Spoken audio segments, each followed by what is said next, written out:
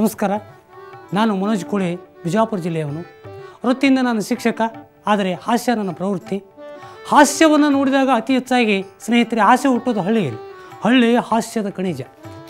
ಹಾಸ್ಯ ಹಳ್ಳಿಯಲ್ಲಿ ಯಾವ ರೀತಿ ಹುಡ್ತದೆ ಅನ್ನೋದನ್ನು ನಾವು ನಾಟಕಗಳಲ್ಲಿ ನೋಡ್ತೀವಿ. ಭಾಳ ಸುಂದರವಾದಂಥ ಹಾಸ್ಯ ಹುಟ್ಟಿದೆ.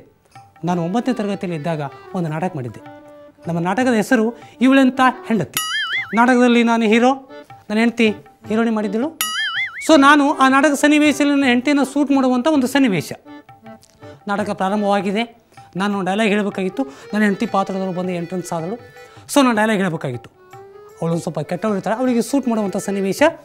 ಗಂಡನನ್ನು ಮುಂದಿಟ್ಟುಕೊಂಡು ಆಧಾರ ಮಾಡುವ ನಿಮ್ಮಂಥ ಹೆಣ್ಣುಗಳಿಗೆ ಈ ಗುಂಡೇ ಸಾಕ್ಷಿ ಅನ್ನುವಂಥ ನನ್ನ ಡೈಲಾಗು. ಆವಾಗ ನಾನು ಬಂದೂಕನ್ನು ಹಿಡಿಯಬೇಕು. ನನ್ನ ತಂಗಿ ಪಾತ್ರದವಳು ಬಂದು ನನ್ನ ಕೈಗೆ ಹೊಡೆದು ಆ ಬಂದೂಕನ್ನು ಕೆಳಗಡೆ ಕೆಳಗಬೇಕು. ಇಷ್ಟು ಸ್ಕ್ರಿಪ್ಟ್. ನಾಟಕ ನಡೆದುಬಿಟ್ಟಿದೆ. ನನ್ನ ಹೆಂಡತಿ ಪಾತ್ರದವಳು ಬಂದುಬಿಟ್ಲು. ನಾನು ಶುರು ಮಾಡಿದೆ. ಗಂಡನನ್ನು ಮುಂದಿಟ್ಟುಕೊಂಡು ಆಧಾರ ಮಾಡುವ ನಿಮ್ಮಂಥ ಹೆಣ್ಣುಗಳಿಗೆ ಜೋಬಿ ಕೈ ಹಚ್ತೀನಿ, ನನ್ನ ಕಿಶದ ಬಂದೂಕೆ ಇಲ್ಲ. ಡ್ರೆಸ್ಸಿಂಗ್ ಮಾಡೋ ಮೂರು ನನ್ನ ಬಂದೂಕೆ ಮರೆತು ಬಂದೀನಿ. ಜನ ಎಲ್ಲ ಕೂತುಬಿಟ್ಟಾರೆ. ಇನ್ನೇನು ಮಾಡೋದಪ್ಪ ತಂದೆ. ಆದರೂ ನಾನು ಸಂಭಾಳಿಸಿ. ನಿಮ್ಮಂಥ ಹೆಣ್ಣುಗಳಿಗೆ ಈ ಭೂಮಿಯ ಮೇಲೆ ಬದುಕಲು ಬಿಡಬಾರತ್ತೆ ಒತ್ತಿ ನಾನು ಕುತ್ತಿಗೆ ಈಚೆಗೆ ಶುರು ಮಾಡಿದೆ. ಎಷ್ಟು ತಕ ಹಿಡಿಯೋದು ಕುತ್ತಿಗೆ ನಾನು. 1 ನಿಮಿಷ, 2 ನಿಮಿಷ, 3 ನಿಮಿಷ. ನನ್ನ ತಂಗಿ ಪಾತ್ರದವ ಬರಲೇ ಇಲ್ಲ. ಈ ಕಡೆ ನೋಡ್ತೀನಿ, ಸ್ಟೇಜಿಂದಿದ್ದಾನೆ ಅವನು. ಲೋ, ನಿನ್ನ ಬಂದೂಕು ಇಲ್ಲಿದೆ ಕಣೋ ತಂದ. ಲೇ, ಬಂದೂಕು ಇರ್ಲಿಕ್ಕೆ ಬಾರೋ ಜಲ್ದಿ ತಂದೆ. ಹೇ, ನೀ ಬಂದೂಕು ಇಲ್ಲೇ ಬಿಟ್ಟು ಹೋಗಿದ್ದೆ, ನಾ ಹೆಂಗೆ ಬರಲಿ ತಂದಮ್ಮ. ಲೇ, ಎಷ್ಟು ತಕ ಕುತ್ತಿಗೆ ಚಿಕ್ಕಲು ಜಲ್ದಿ ಬಾ ತಂದೆ. ಯಾರೋ ಅವನಿಗೆ ತಳ್ಳಿಬಿಟ್ರು. ತಂಗಿ, ನೀನು ಬರಬಾರ್ದಿತ್ತು ತಂದೆ. ಇಂಥ ಸನ್ನಿವೇಶಗಳು ಈ ನಾಟಕದಲ್ಲಿ ನೋಡಿದಾಗ ಇನ್ನೂ ಅನೇಕ ಹಾಸ್ಯಗಳು ಸಿಗ್ತಾವೆ. ನಮ್ಮೂರಲ್ಲಿ ಒಮ್ಮ ಪೌರಾಣಿಕ ನಾಟಕ ಮಾಡ್ತಾಯಿದ್ರು, ಸೀತೆಯ ಅಪಹರಣ. ಈ ಸೀತಾ ಅಪಹರಣ ಮಾಡುವಂಥ ಸನ್ನಿವೇಶ ನಾಟಕ ನಡೆದಿದೆ. ಇಲ್ಲಿ ರಾವಣ ಭಿಕ್ಷುಕ ವೇಷವನ್ನು ಹಾಕ್ಕೊಂಡು ಸೀತೆಯನ್ನು ಕಿಡ್ನ್ಯಾಪ್ ಮಾಡ್ಕೊಳಕ್ಕೆ ಬಂದಿರ್ತಾನೆ. ರಾವಣ ಸ್ಟೇಜಲ್ಲಿ ಎಂಟ್ರೆನ್ಸ್ ಆಗಿಬಿಟ್ಟ. ಬಂದ, ಬಹುತಿ ಭಿಕ್ಷಾಂದೇಹಿ ಅಂದ. ಆದರೆ ಸೀತಾನ ಪಾತ್ರದಕ್ಕೆ ರಿಸರ್ಚ್ಗೆ ಹೋಗಿದ್ದಾಳೆ ಸ್ಟೇಜ್ ಹೊರಗೆ. ಇವಾಗ ಬಂದುಬಿಟ್ಟ ಮತ್ತೆ ಬಹುತಿ ಭಿಕ್ಷಾಂದೇಹಿ ಅಂದ. ಎಲ್ಲಿ ಬರ್ಬೇಕು, ಸೀತಾ ಹೊರ ಹೋಗ್ಯಾಳ. ಸಿಟ್ಟು ಬತ್ಬಿಡ್ತೀವಿ ನೀ. ಮತ್ತೆ ಬಹುತಿ ಭಿಕ್ಷಾಂದೇಹಿ ಅಂದ. ಅಷ್ಟೊಷ್ಟಿಗೆ ಅಲ್ಲಿ ಸ್ಟೇಜ್ ಮ್ಯಾನೇಜರ್ ಓಡಾಡ್ಗತ್ತಿದ. ಅವ ನೋಡ್ದ, ಅಲ್ಲ ಇವನ ರಾವಣ ಎಟ್ಟು ತಕ್ಕಾಯ್ತು ಒದರಾಳ್ತಾನೆ, ಸೀತಾ ಇಲ್ಲಿದ್ದಾಳ. ನೋಡ್ದ, ಅಲ್ಲೇ ಒಬ್ಬ ಹೆಣ್ಮಗ ನಿಂತಿಳು. ಏಯ್, ಅಲ್ಲಿ ರಾವಣ ಆಟ ಒದರಾಳ್ತಾನ, ಇಲ್ಲೇ ಬಂದು ನಿಂತಿದ್ದಿ, ಹೋಗಲ್ಲ ಮುಗಿಸ್ಬಿಟ್ಟು. ಆ ಹೆಣ್ಮಗಳು ಬಂದು ನಿಂತಳು, ಹಿಂಗೆ ಬಾಗ್ಲಿಗೆ ಬಂದು ನಿಂತಳು. ರಾವಣ ಮೊದಲೇ ಸಿಟ್ಟು ಬಂದಿತ್ತು. 5 ನಿಮಿಷ ಐತೆ ಕೂಗಲ್ಗತ್ತಿದ್ದೀಮ. ಮತ್ತಂದವ ಬಹುತಿ ಭಿಕ್ಷಾಂದೇಹಿ. ಏಯ್, ಜಲ್ದಿ ಬಾ ಅಲ್ಲ, ಜಲ್ದಿ ಬಾ ಅಂದ. ಆಕಿ, ನಾ ಬರಕ್ಕೆಲ್ಲ. ರಾವಣ ಸಿಟ್ಟು ಬಂದುಬಿಡ್ತು.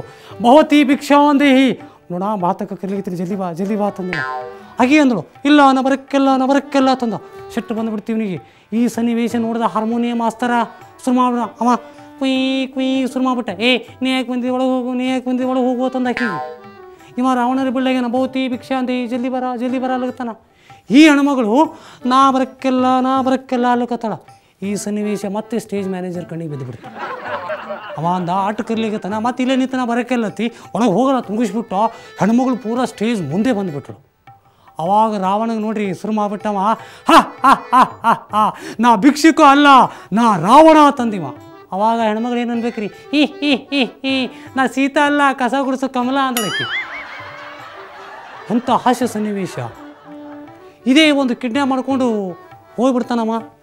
ರಾವಣ ಸೀತೆನ ಕಿಡ್ನ್ಯಾಪ್ ಮಾಡ್ಕೊಂಡು ಹೋಗ್ಬಿಡ್ತಾನೆ. ಈಗ ಹನುಮಂತನ ಕಳಿಸುವಂಥ ಸನ್ನಿವೇಶ. ಹನುಮಂತ ಕಳಿಸ್ಬೇಕಾಗಿರ್ತದ. ಸೊ ಹನುಮಂತ ಆ ಸುದ್ದಿಯನ್ನು ತೊಗೊಂಡು ಬರಬೇಕಾಗಿರ್ತದೆ ವಾಪಸ್. ಇಲ್ಲಿ ರಾಮ ನಿಂತಿರ್ತಾನ, ಇಲ್ಲಿ ಲಕ್ಷ್ಮಣ ನಿಂತಿರ್ತಾನ. ಸೊ ಇನ್ನೇನು ಆಂಜನೇಯ ಬರಬೇಕು. ಅಲ್ಲಿ ಹನುಮಂತಿಗೆ ಏನು ಮಾಡಿರ್ತಾರೆ, ಸೊಂಟಿಗೆ ಹಗ್ಗ ಕಟ್ಟಿ ಸ್ಟೇಜ್ ಮ್ಯಾಗ ಅವನಿಗೆ ಅರೇಂಜ್ಮೆಂಟ್ ಮಾಡಿರ್ತಾರೆ, ಹಗ್ಗ ಬಿಡಬೇಕು. ಈ ಸನ್ನಿವೇಶ ನಡೆಯಿತು ಸ್ನೇಹಿತರೆ ಬೆಳಗಿನ ಜಾವ 4 ಗಂಟೆಗೆ. ಅಷ್ಟೊತ್ತಿಗೆ ಆಗಲಿ ಹಗ್ಗ ಬಿಡವ, ನಿಧಿಗಣ ಹಗ್ಗ ತೊಗೊಂಡು ಹಿಂಗೆ ಕೂತಿದ್ದವ. ರಾಮ ಶುರು ಮಾಡ್ಬಿಟ್ಟು ಇಲ್ಲಿ, ತಮ್ಮ ಲಕ್ಷ್ಮಣ ಇನ್ನೂ ಆಂಜನೇಯ ಬರಲಿಲ್ಲವೇ? ಅವ ಲಕ್ಷ್ಮಣ ಅಂದ, ಅಣ್ಣ ರಾಮ ಇನ್ನೇನು ಆಂಜನೇಯ ಬರಬಹುದು. ಮ್ಯಾಗ ನೋಡ್ದವ ಹನುಮಂತ, ನಾ ಏನು ಮಾಡಲಿ, ಆಗ ಬೀಳಾಗೆ ನಮ್ಮ ಮಾತಂದವ. ಮತ್ತು ರಾಮ ಶುರು ಮಾಡ್ದ, ತಮ್ಮ ಲಕ್ಷ್ಮಣ ಸೀತಾಮಾತೆಯ ಸುದ್ದಿಯನ್ನು ತೆಗೆದುಕೊಂಡು ಆಂಜನೇಯ ಇನ್ನೂ ಬರಲಿಲ್ಲವಲೇ? ಲಕ್ಷ್ಮಣ ಶುರು ಮಾಡ್ದ, ಅಣ್ಣ ರಾಮ ಆಂಜನೇಯ ಇನ್ನೇನು ಬರ್ಬೋದು ಅಂದವ. ಅವ ಮ್ಯಾಗ ಕೂತು ಆಂಜನೇಯ, ಅವ್ನು ಹಗ್ಗ ಬಿಡವ ಯಾವ ನೋಡ್ರಿ ಅವನಿಗೆ ತಂದವ. ಅಷ್ಟೊತ್ತಿಗೆ ಸ್ಟೇಜ್ ಮ್ಯಾನೇಜರ್ಗೆ ಈ ಸುದ್ದಿ ಮುಡ್ತು. ಅವ ಬಂದ, ಏನಾಗ್ಯದ ಅಂದ. ಅಲ್ರಿ ಸರ್, ಅಲ್ಲಿ ಮ್ಯಾಗ ಹಗ್ಗ ಬಿಟ್ಟಾರ, ಹಗ್ಗ ಬೀಳಾಗ್ಯಾರಿ ಹನುಮಂತಂದು. ಹೌದಾ, ತಡಿಯತ್ತಂದು. ಹೋಗಿ ನೋಡ್ತಾನವ. ಅವನಿದ್ದಗಣ ಹಿಂಗೆ ಹಿಡ್ಕೊಂಡು ಕೂತಿದ್ದಮ್ಮ. ಲೇ, ಹಗ್ಗ ಬಿಡು ಎಡ್ತಕ್ಕೈತಲ್ಲ, ರಾಮ ಒದರಾಳ್ತಾನಂತಂದ.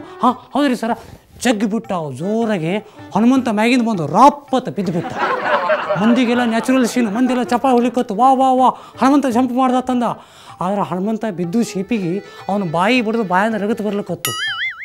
ಆರ್ಟಿಫಿಷಿಯಲ್ ಹನುಮಂತ ಹೋಗಿ ಕರೆ ಹನುಮಂತ ಆಗ್ಬಿಟ್ಟ.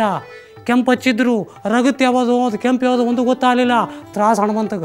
ರಾಮ ಇದೇನು ಗೊತ್ತಾಗಲ್ಲ, ಸುಮಾಬಿಟ್ಟ. ಎಲ್ಲೋ ಆಂಜನೇಯ, ಸೀತಾಮಾತೆಯ ಸುದ್ದಿ ಏನಾಯ್ತಂದವ. ಹನುಮಂತಗೆ ಬಿಡಿದು ಸಿಟ್ಟಿತ್ತು. ಸೀತಾ ಎದ್ದು ನಿಂತ.